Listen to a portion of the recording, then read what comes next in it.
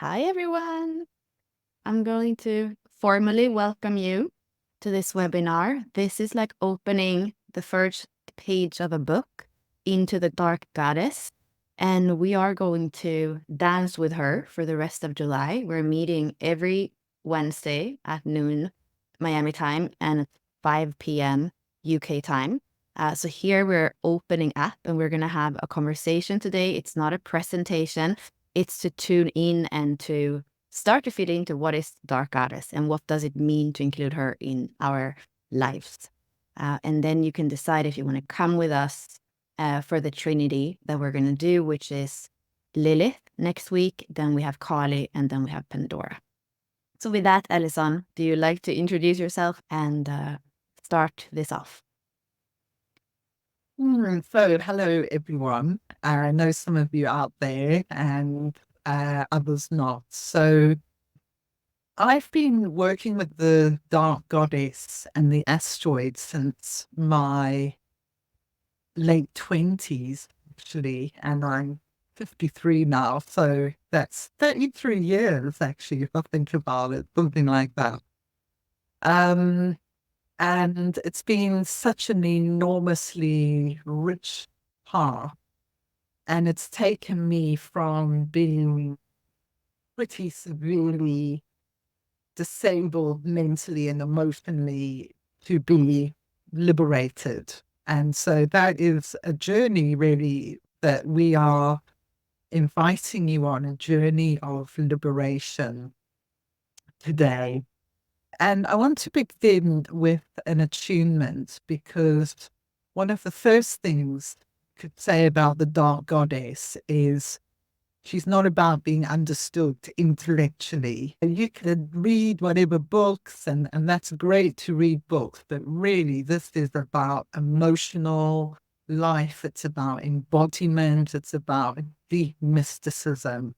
And you can only really feel that. And once you've felt it, then you will never let go of her. Because she is such a profound and beautiful teacher.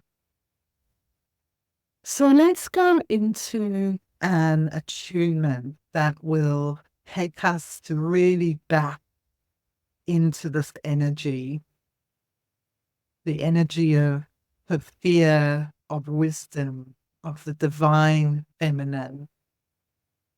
So I invite you to close your eyes.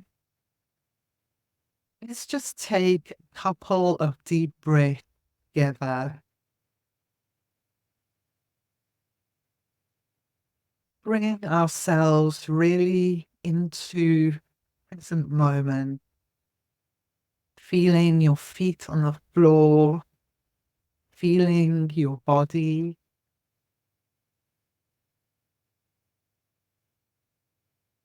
Just allowing yourself for this hour to be really present, to put any other tasks aside and give time to exploring what and who the Dark Goddess could be for you. Perhaps you've been exploring her as long as or longer than I have, or we have. Perhaps this is really new to you. But whatever way, she has been there all along.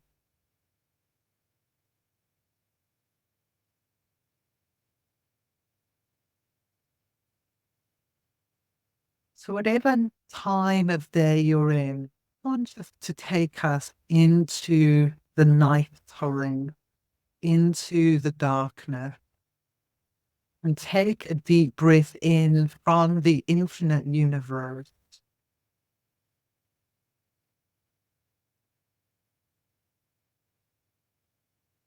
And slow the breath down, relax, become receptive.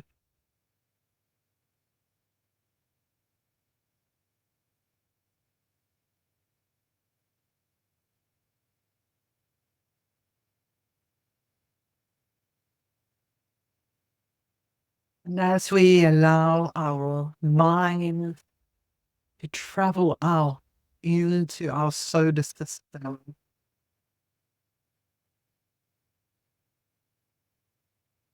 touch into the dark energy in between planet, the asteroid,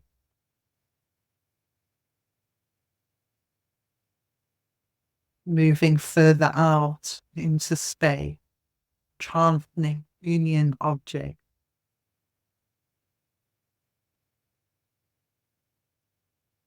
And then way, way out there's a drop off into deep space beyond our solar system.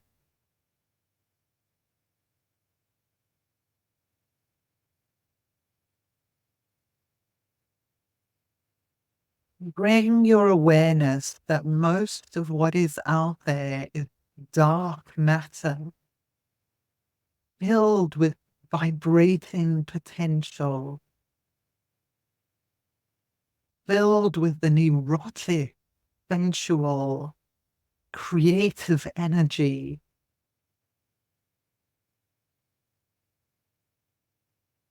She is beyond our imagining.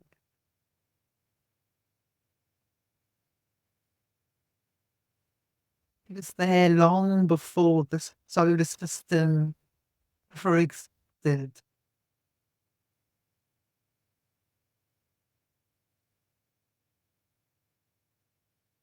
So let your breathing take you back into that timeless, immortal nature of this dark matter.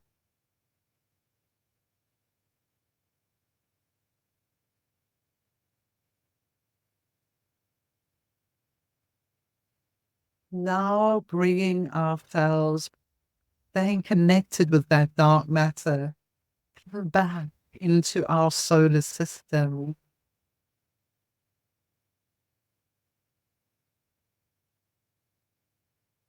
And perceive how this dark matter has manifested as different archetypes, as Edna, as Eris, Sanashia, Palmia, on the outer edges of the solar system. And then as we come further in, Jupiter, between Mars and Jupiter, we have these asteroids, thousands of asteroids, Lilith, Kaali, Pandora, so many of them. As the dark matter intelligence splits into different ways of being, different expression, different experiment.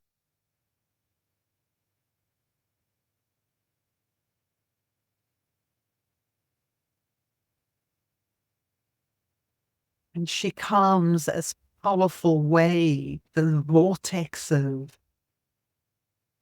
as toruses of energy. She comes into our world. And we see her in her many forms. I feel most beautifully through water. So as that rain, perfect geometry of snow comes into our world, dream the river, the spring,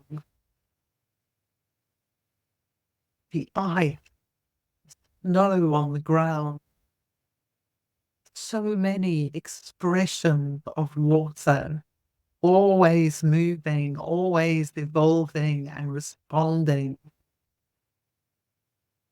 And this is what we call the dark goddess.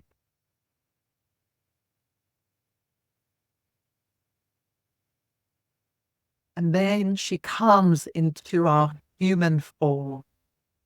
She comes to rock the boat. She comes to push the boundaries. She comes to help humanity take quantum evolutionary leaps.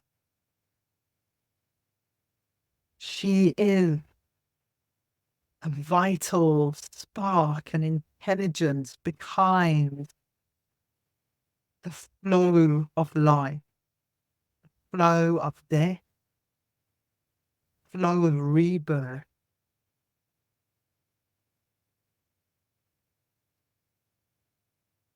And through touching her, we touch the immortal.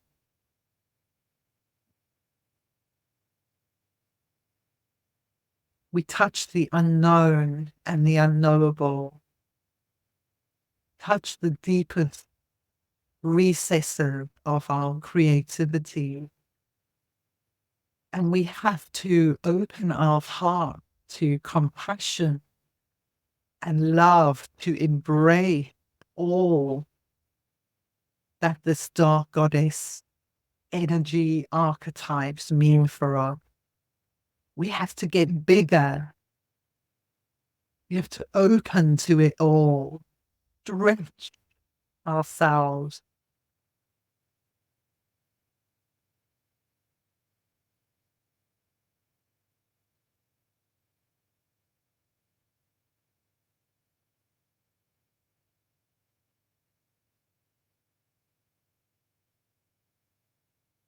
Just now imagine, or you can even literally direct yourself out, increasing your capacity, all of the wisdom to come into your life, to heal the deepest scars of trauma, to bring wisdom and understanding.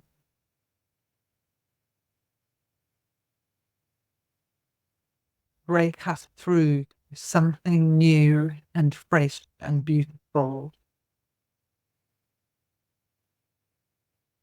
To break us through to equality with the masculine. To be with the masculine in healthy and beautiful ways. And to gently release cultural programming and all those layers of ancestral trauma. So just take another deep breath in. And let's release together. Bringing ourselves to really embody, feeling your feet on the floor again. Gently open your eyes, yourself. Feel the edges of your body.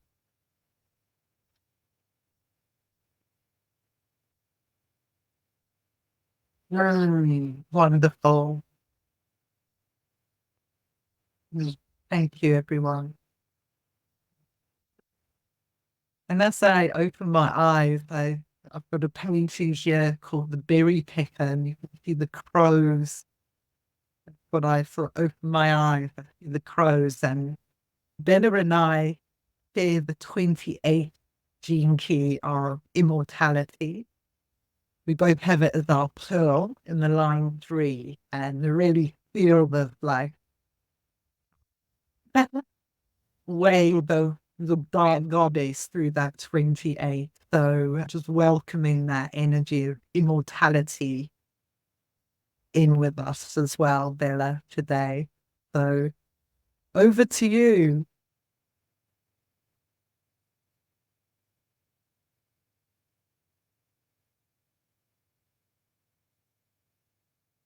I love how the dark goddess comes in stillness as well. Usually for me to feel, I like to move. I'm all about breath, movement, sound, and touch. And there is just something with this kind of work that I can be completely still on the outside. And as you're guiding us, I could feel everything in totality on the inside. And it's so alive, yet it's held and contained. And I feel like that is part of learning to live with this energy inside us. And that's what you're inviting us to expand so that we can hold even this, and so that we can hold it not in conflict. So that's for me part of the light and the dark, that there is the sweetness, there is the compassion, there is the rage, there is the depth, there is the unknown, there is the death and the rebirth. And all that is part of the flow of life. I could also really feel that kind of equality of breathing in and feeling the presence up with God and that clean, pure consciousness. But also as I was breathing out, I could feel the Shakti and the energy and the warmth of her coming down my throat, my chest, my heart, my organs, like everything, the soul remembering everything from these lifetimes and before, all the way into my womb. And again, in that root meeting with the masculine energy of presence. And then it's like the volcano on the inside of life that we are in every breath, if we just tune back into the knowingness of being in that totality, that immortality, that circulation of life and death. So something that simple, I think we spent maybe 10 minutes and like feeling all that inside. And this is the invitation the Dark Goddess has, to be able to come back to the wholeness of what we are, the totality, to not repress any parts, to not be ashamed of any parts, to bring back the taboo, and to dare to slay everything that isn't truth, that isn't love, that isn't authenticity. So thank you, Alison. These are the first pages that we are opening this book that is eternal, from the past into the future. And I'm going to show you, just move to something way more practical, because the way in human design and gene keys that we can work with this is to know what are the activations in our natal chart. So the same way as you know where you have your life's work or your sun, or where we were speaking about the pearl or the personality Jupiter, that me and Addison have in the 28.3. The same thing you can do with the dark goddesses. So the names come from the Greek and Roman mythology, and there is a way of knowing where these asteroids are in your chart. The website that we are using, which is free for one chart, it's taraka.io. Here is where you can look up all the asteroids that we are going to speak about in these 3 next weeks. You have to create an account to create one chart. So this is my birth information. And then I click view and I can see my natal chart. There are also other charts created by Kim Gold. So this is her website. So here you're going to be able to see your normal body graph with all the planets. Well, when we go into the dark goddesses, we're not going to fill more things into the body graph or to our gene keys. However, we're going to have those activations that can work together with our design. So you're going to have the list as you scroll down. So first it starts with all the planets that we know to Pluto. And then as you continue, you're going to be able to see all the different asteroids. So I'm just going to do find, so Control F, and I'm going to write here Pandora, just to give you an example. Click enter. And you're going to see that in the list, there are so many. That's why I'm searching. You could just scroll down and find her. So here you see Pandora. And in my case, I can see that on the personality side, I have Pandora in 25.6, conjunct my Venus, exactly on the line. And then I have the design side in 49.3, very close to my radian. So that's the way that as we're going in deeper into each archetype in the next 3 weeks, that you're going to be able to work with your specific gene key, both in terms of understanding the gene key and the line, and like I said, to see what's in your chart and close to it, or maybe exactly on the other side in the programming partner. So this adds to the human design and gene key layer. And some of you might really like to go into this, and some of you might want to come into the dark goddess as a storytelling, to know what is the energy of Pandora, the energy of Kaali, the energy of Lilith. So this is a choice for you, but I wanted to show you how you can do it and be clear about the way that I would recommend is that we're not putting it in the body graph. We're not changing our design. I'm always going to be a sacral generator 4/6. That doesn't change because I put in the 49, because we are not changing the top layer. We're changing, like we said, what's happening in the inside of our being in our design. That's just the practical part of it. And with that, Alison, I want to leave it over to you again. Oh, thanks, Bella. Yeah, I love Taraka. It's great that Kim Gold created this resource where you can actually see the astrology and the gene keys human design at the same time. So thoughts, because this is an introductory one, I do want to talk a little bit about Sedna, because she's having a big influence. But I wanted to just share a bit of my story of how I came to the Dark Goddess and how she's helped me, really. So I grew up in South Africa and came to Britain when I was 18. And shortly after that, through various things that happen, I received a diagnosis of manic depression, and I had quite a serious breakdown. As time went on and things were uncovered, I think I was very lucky because my diagnosis was changed to post-traumatic stress disorder. But I know plenty of people who didn't have that change in diagnosis, but it's definitely worth investigating the trauma side. So I was in Britain very much alone in this massive breakdown. And it was toward the end of my 20s, and my first Saturn return, actually, that I came across astrology. And almost the same time, I came across this book called Inanna, Lady of the Largest Heart, that introduced me to the Dark Goddess. And it was the writings of her high priestess, Enheduanna, who was also an astronomer, versed in many languages, like Bella here is. And this book became like so important to me. And the one thing that really stands out is that it talked about love and rage on the same page. And the one thing I discovered in my mental health journey is how much the emotion of rage and how hard it is to do anything with rage had incapacitated me and was behind many of the things I was experiencing. Was this rage, but also grief, fear, all these such powerful emotions. And so that book was my first encounter with the idea of totality, that I could be both rage and love simultaneously. And I'd never come across that before. And it was very influential through my life and through my ongoing recovery from these things. And so time went on. I ran a crisis house, so I met many other people in trauma over 7 years. And I realized for myself, I think I'm quite a unique path of recovery, that the Dark Goddess became very important in that recovery, because it was these repressed parts of myself that grew up in a very religious family, a very tight conservative culture.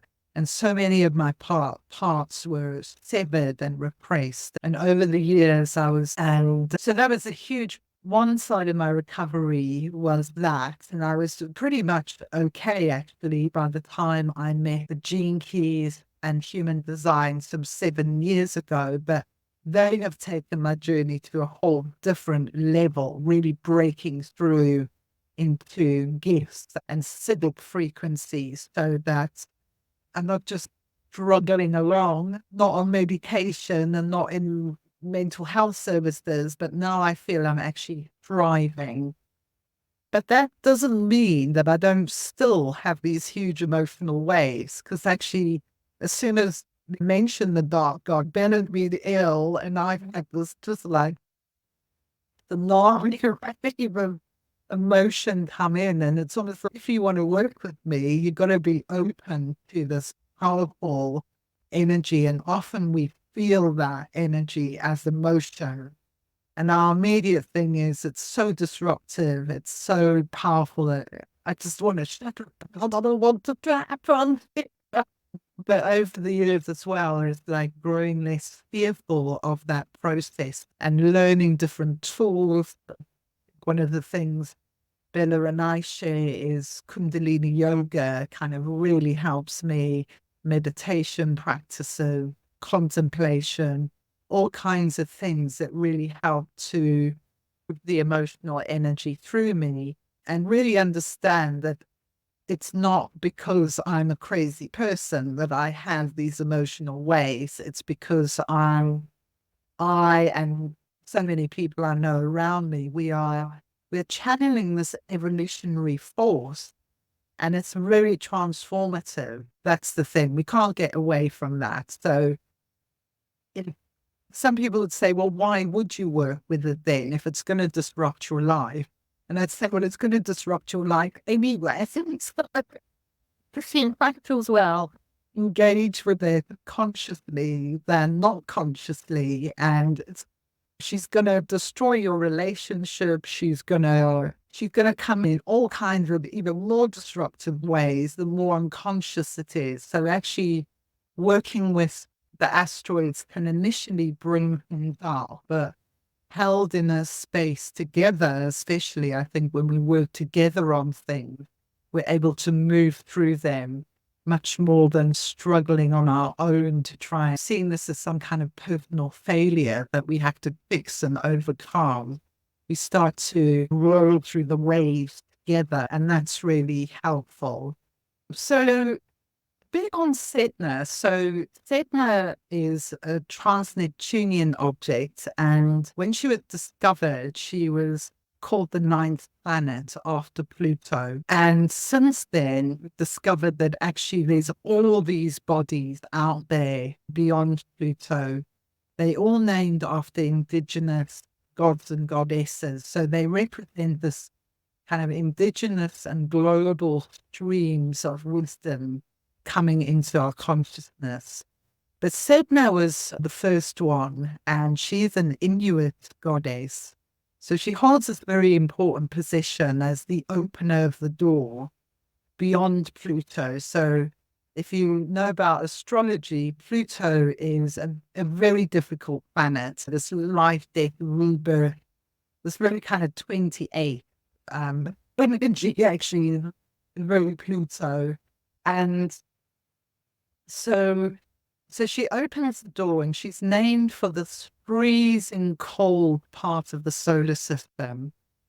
So if I like this kind of concept, really helpful to me, that of the dark goddess as different kinds of water. And Sedna is very frozen water, very cold. Imagine when you're in like a really depressive, heavy state and like you just sunk, all your resources are gone. You can't fight anymore and you just sink to the bottom. And that's what Sedna's myth is all about. She sinks to the bottom. She's been betrayed. She's been exiled. But recently, what happened is that Sedna moved from Taurus, these bodies move very slowly, and she's moved into 0 degrees Gemini now. And the way I kind of vision this is if you imagine Sedna, she's there at the bottom of the sea, and she's in a pretty heavy victim state. And she's angry, she's raging, she's betrayed, she's sad. And she does all the things that have happened to her. You can understand why she's in this state. But it is a victim state ultimately. And what it feels like with her moving into Gemini, and she's moved into Gene Key 20 as well, which is all about the moves from superficiality to self-assurance and presence. And I almost feel like looking up and seeing the light at the top of the sea and like coming up to the surface and then liberating herself in the air energy. Uh, and the other symbol we get through the gene key is the way that the dragonfly goes through all these metamorphoses in the water, and then it climbs out into the air element and it becomes this dragonfly. And so I think we're in a huge time of potential for actually releasing ourselves from the victimized state of the dark goddess into something that I just feel it as the air element. And for me, the air element, it's all about curiosity and play, and it's much more light and open. And it feels like we can do something different with the dark goddess right now in this moment than we've maybe ever been able to do before. So I'm very excited about doing this course with Bella, and I hope that you will come and join us for this journey that promises to be pretty liberating, I would say. Bella, back to you. Sedna, she's very slow, right? She's on the outer edge of our solar system. So how long is she going to be in the gate? She's now in how long is she going to be in Gemini? So we can see this era is over a longer period of time that we're going to be able to start to unpack with a bit of this air energy and playfulness and kind of wittiness and everything that you spoke about. I'm just going to double check something before I give an answer. In a long time, I can tell you that. You're talking like she's been at the same degree for like since the beginning of the year. So, and she's going to go through retrograde. So I don't actually know the exact answer to the question, but I could find out while we're on here, just quite easily a bit of the question, but it's very slow. So when she was in the eighth, so she was in the eighth, like since I started investigating her, like 4 years. She was towards the end of Gene Key 8. And that's, I could really feel her pushing us towards our individuality and our exquisiteness and our uniqueness. And then it's like into present. And yeah, all these trans-Neptunian objects, they're very slow, even slower than Pluto, much slower than Pluto, in fact. So, yeah. I want to go back to what you said about consciously doing this work. I had a similar episode about, it's 15 years ago now, where my life completely fell apart. And I believe that it was because I didn't listen to the inner. So there is something about inner and outer coherence that really comes to the table when we speak about the goddesses, where I feel that when we don't have that coherence on what's on the inside and the outside, it eventually falls apart. But when we can start to allow those parts to be on the table, to be in conversation, that's also when we constantly align with who we are, the inner and the outer. And I think that especially today, I see we're probably 90% women here. And it's something that even if we think that we have freedom of speech, even if we think that equality and being able to vote and all that, yes, it's there. There is culturally, through the conditioning, still a lot of us that don't dare to completely speak our truth, be be ruthless, be disagreeable. And Alison and I were reading a book with some of the other Gene Key ambassadors and guides earlier this year, which is by Lisa Marchiano. I'll put it in the chat because that's part of what sparked us to also start doing this work. And she's speaking about those qualities that are actually positive qualities for humans and how some of those qualities is way more accepted for the male, that kind of penetrative force that goes and just elbows his way forward as penetrating the world. And for women, that's not traditionally what we are appreciated for doing. So in that reclaiming of wholeness, even of those qualities that haven't been seen as qualities before. And maybe as you want to speak a little bit more about that. Yeah, definitely. So also, I've just looked it up. So the orbit thing. So Pluto was 248 years. Sedna is 11,400.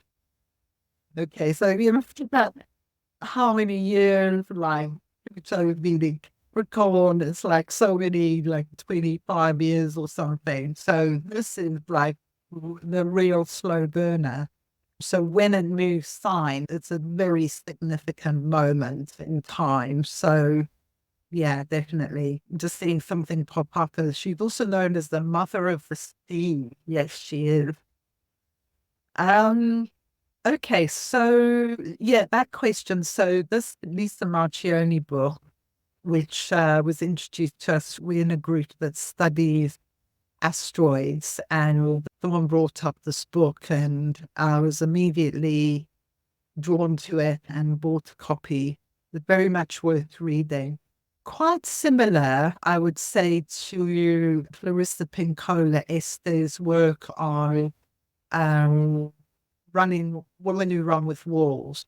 I would say that's a better work. This is a more modern one, but it's along similar lines.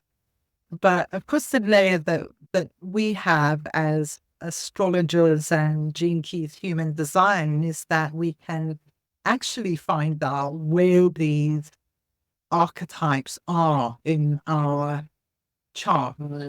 Lisa Marchioni talks quite a lot about Lilith, actually. It's one of the most powerful ones that I've worked with.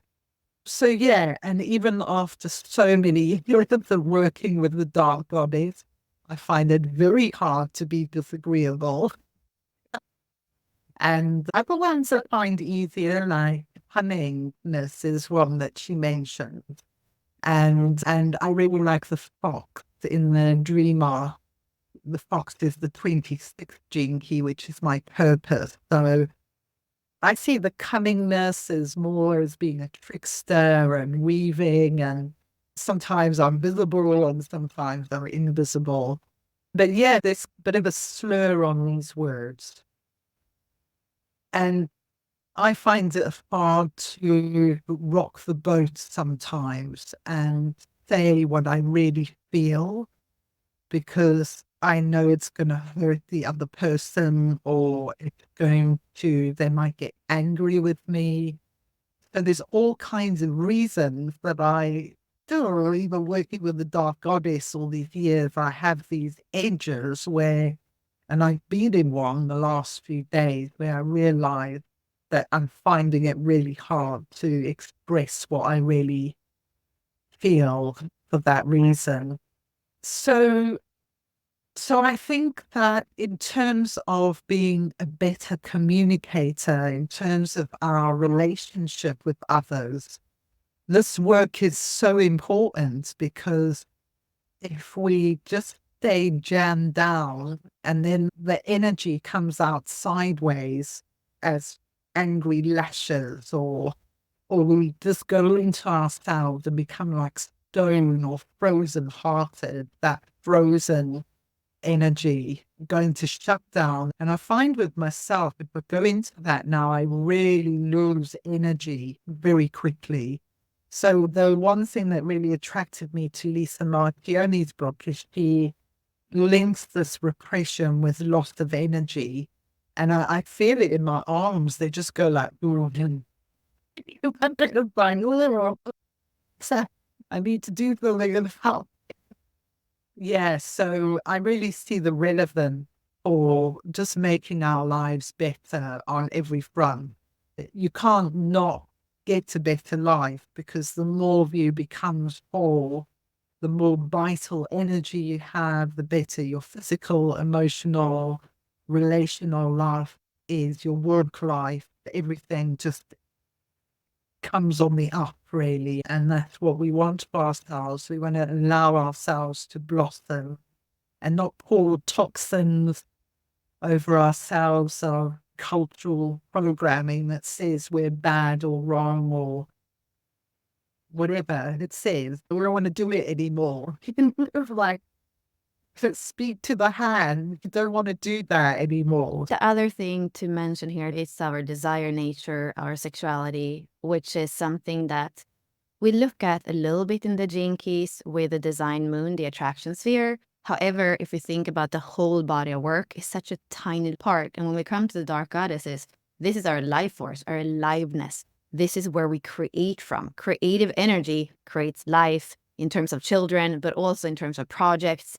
That's our sexual energy. So when that is repressed, and when we're not completely in touch with our lower chakras, the me chakras, the root and the sacral and the solar plexus, that's also where we lose part of that energy that Alison is speaking about. So to be able to come back, and often what we meet there is also some of this disappointment, some of the trauma. So it can be easier to live from the heart up.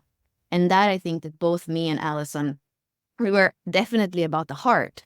But when it comes to the Gene Key world and community, we definitely say live in the heart and also go down all the way into embodiment and dare to feel the intensity and look at everything that is below. Because the way that you become whole is to meet in the heart. So it is the evolution of awareness and consciousness that comes in and down to the heart. But it's also the embodiment of everything the soul remembers. And a lot of these things that push us into the mental health realm are the things that are repressed, the things that are not even from this lifetime, the things that are in the DNA from the lineage, and that the soul decided in some way or another to take responsibility for and work with. So when we dare to go down and up to the heart and transmute and integrate everything that's there, and then also allow spirit and breath and everything to come in, God to come in from the top, that's when we become whole human beings. The dark goddess, she's amazing when it comes to working at those lower chakras, and allow also the power that's there, the power of desire, the power of sexuality, the power of creation, the power also of resting in that womb space. Part of what we went to do with reclaiming a bit of that dark matter, the void, and bringing that back in where life can be completely at rest and we don't have to do anything. That's also something that the dark goddess comes with. And when some of them move so slowly, so that the only thing we can do is to be present with that energy. So this is physical alchemy that is working inside of all our cells.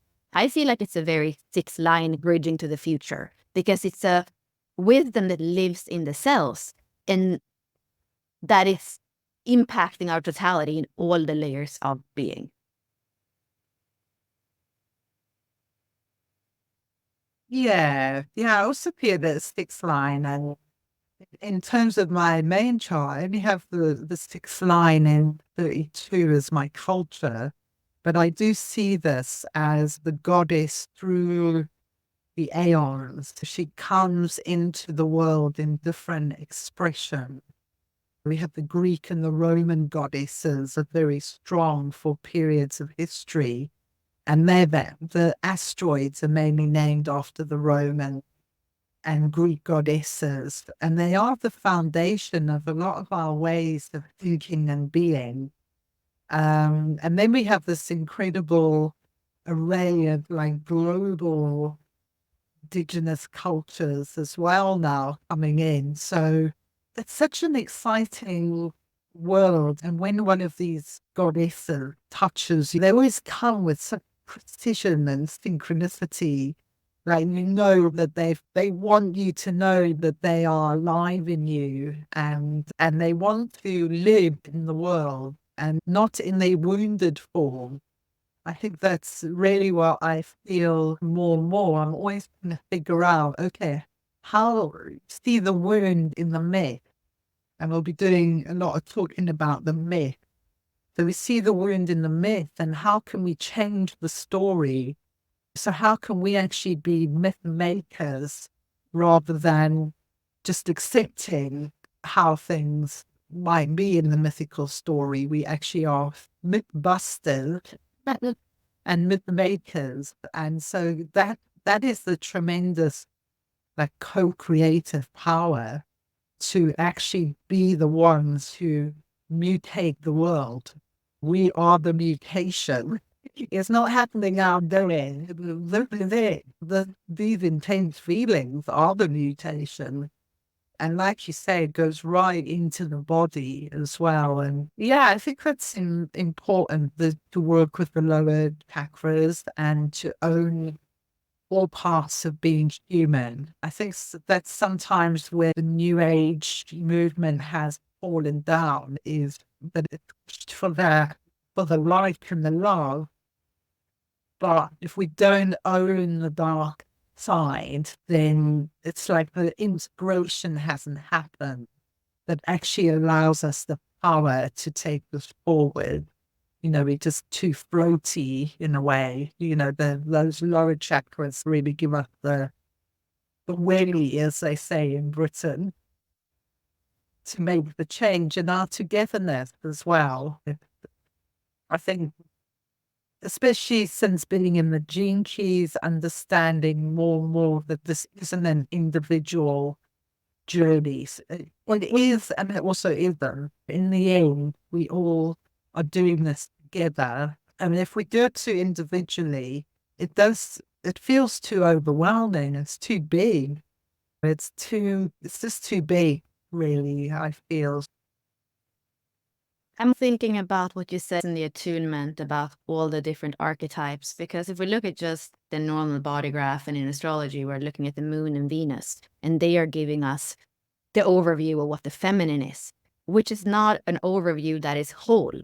So when we're bringing in the goddesses, we are seeing all these facets and archetypes of what it can be. And it is to bring back uniqueness and to see that we're not just one, we have all of these inside of us, and we're going to have them in different gene keys and different lines. So it's to bring back this uniqueness. And that also goes back to what you were saying about mutation and creativity. That is the individual circuitry in human design. The individual circuitry is about self-empowerment. It's not to be the same as others whatsoever. What it does to the collective is that it says, I'm so empowered in myself so that I inspire you to become you and be empowered in your own uniqueness, in your own genius. That for me is the work together. It's not that we are going to live out those archetypes, those goddesses in the same way. It's that we find them and they become part of our canvas, what we paint with and what we breathe through. And that's why this work is so amazing, because it creates us as whole, but so different. Like here you see me and Addison. I was speaking yesterday in the Path of Individuation Q&A about the pearl, saying that actually Jupiter is such a big planet. And the way that it works in the gene keys and human design is that it's our law. When we honor our Jupiter, when we bring it in as that kind of overarching law of our life, we're able to open up for expansion. When we do that, it's easy to live our life's work. That's already where the sun is. That's already where we shine. But it's underpinned by being able to tune into our pearl and to live that law that Jupiter is giving us. So even if you and I, Alison, have the same Jupiter, and we're here to live in that intensity, to sometimes take unfounded risks in the third line, and to go to the dark Scorpio waters, but also to come up in the totality, immortality of life. Even if that is the same key for us, that what fuels our life's work, our mission here in the world, we're so different. So what happens when we are starting to embody dark goddesses is that we're able to, in a more precise way, embody and express what's in our chart, but also that even if we have the same activations and we can come together and love this work, we're going to do it in completely different ways. So that's why I'm also so excited for those of you that are going to come with us into the exploration. Today we are in a webinar and we're just like pulling out of the hat in those first pages of this exploration. However, the workshops that we're going to do from now on, it's Zoom meeting style. We're going to have a little time too for breakouts so that you get to explore through your own gene key and line with a few other people. We're going to come back and do some attunements, do more kind of activation through breathing and other things, and then have the possibility to really each time focus on one of these archetypes. That's why we didn't want to do it as one-offs. We wanted to have a group that comes for the rest of the month with us so that we can start to do this work and also see how we are blossoming and starting to flower in a very unique way, because this is about becoming the authentic self and also being able to express that in the world without all the inhibitions of, oh, I can't be that, I can't say that, I can't. No, we can. Together we can. And it doesn't matter if it's very dark or very light, it's all of it. So it is about taking off the veil and allowing our inhibitions to dissolve and to see that often in that expression, the vulnerable expression of the truth, that's where the magic happens. Yeah, that's so true, Bella. I found that when I do have the courage finally to express and find the right word, then the magic does happen, and the fear dissolve, and the field of totality. It's just really beautiful. It feels like it's going to be a terrifying place, but it isn't actually once you touch it. And a lot of these dark goddesses are known for their anger and their like rage and power, but when you touch into them, they really have a real tenderness as well. And I do feel, from that first book, Lady of the Lodge, that they hold the keys of actually the deepest compassion on our planet, because they're taking us right into the heart of the wound in a way. And when we can go into those and somehow reach the alchemical place where we can give and rise to the surface and all of that, it's really healing. I just want to say, I had been reading as we're going along some of the comments here, and the precision. That's the thing I always think, like the precision of the asteroids when you work with them. It's like, wow. And they really have a story for each of us. And that helps us to connect in our own special way to them and really feel like they want our connection somehow. It's not a kind of dry sort of intellectual process that's working with the dark goddess. It is something that is very enriching for our life. I think enriching is a good word, actually, as well. And we'll show you, of course, if you come in again, we'll help you so that you have your own activations.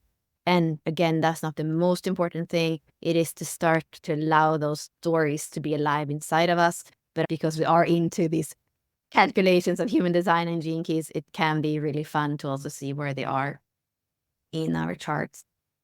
Alison, is there anything we have forgotten to mention? I think we said we'd come on 15 minutes early, and we can go into Taraka again and just show people how to use it. Some of them we probably will need astro.com actually for the Lilith one, but they're not all on. Only the asteroid Lilith is on Taraka, and with the Lilith one, we're going to look at Lilith, Dark Moon Lilith, and Black Moon Lilith, and they're really fascinating energy points in the solar system. So if you need to know how to use those systems, come on 15 minutes earlier and we will show you how. Yeah, that's really cool, because most of us from astrology, we know Black Moon Lilith, and that's the one that we probably have looked at before. And in Taraka, you're going to see the Asteroid Lilith, so it's going to be a different one. So next time it's a little bit bigger exploration with Lilith, because we're going to look at these 3 different activations. And then for the next 2 one, Kaali and Pandora, then you're going to have just the asteroid, and it's a little bit more simple. So we start with the bigger, and then we go to the more simple. And yes, that's a really good idea. I remember we had said that to come 15 minutes before if you want to have some help making sure that you are looking at the right activations for you. And if you know anybody that you feel would benefit from this work, starting it in this kind of light version of 3 weeks, please share with them as well. I believe that the more we are collectively that go in and start this, the more powerful it's going to be. Alison, thank you so much. This was fun. Thank you, everyone who's come today. Really appreciate you coming to listen and be part of our dancing with the dark goddess. We weren't physically dancing, but we're dancing energetically. Okay, bye.